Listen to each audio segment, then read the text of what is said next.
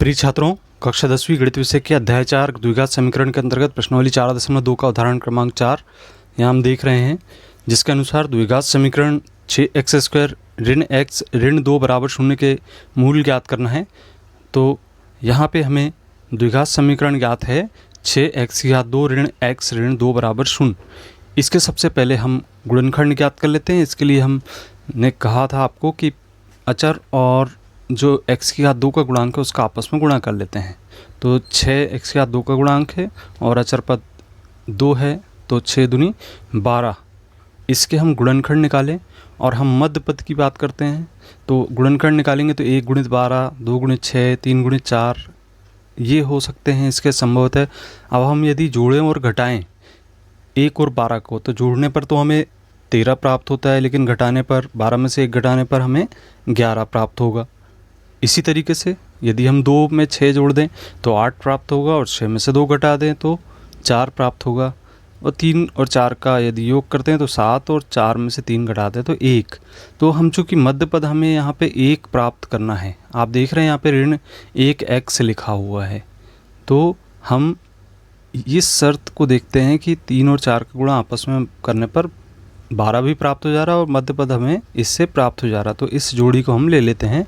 यहाँ हम लिखेंगे 6x2 ऋण कोष्टक में 4 ऋण 3, अर्थात 4 में से 3 घटाने पर 1 प्राप्त हो जाएगा और 4 या 12 भी मिल जाएगा।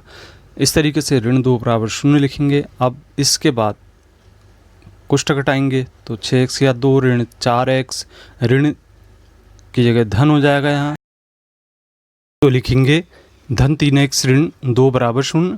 अब हम इसके समूह बनाएंगे तो 6x2 ऋण 4x का एक समूह तैयार हो गया और दूसरा समूह हमारा 3x ऋण 2 से हो गया। तो इस प्रकार से 2 समूह तैयार हो गए। अब पहले समूह में से कोई व्यंजक या और राशि उभयनिष्ठ निकलती तो उसको उभयनिष्ठ निकाल लें, जिसका भाग जाता है और 2x का भाग इसमें जा रहा है, तो इसे हम उभयनिष्ठ लेते हैं और 3x ऋण यहाँ पे बचेगा 2 धन यहाँ पे 1 उभयनिष्ठ लेंगे हम, क्योंकि किसी भी संख्या से भाग नहीं जा रहा है। तो दोनों कोष्टक हमारे बराबर हो गए और इसे हम एक बार सार्वभौमिष्ठ के रूप में लिख लेते हैं और यहाँ बचेगा हमारे पास 2x और यहाँ पे धन 1 बचेगा। इस तरीके से हमारे दोनों गुणनखंड निकल आए। अब पहले गुणनखंड के बराबर यदि 0 रख दें तब 3x ऋण 2 बराबर 0 अथवा 3x बराबर धन 2 पक्षांतर करेंगे।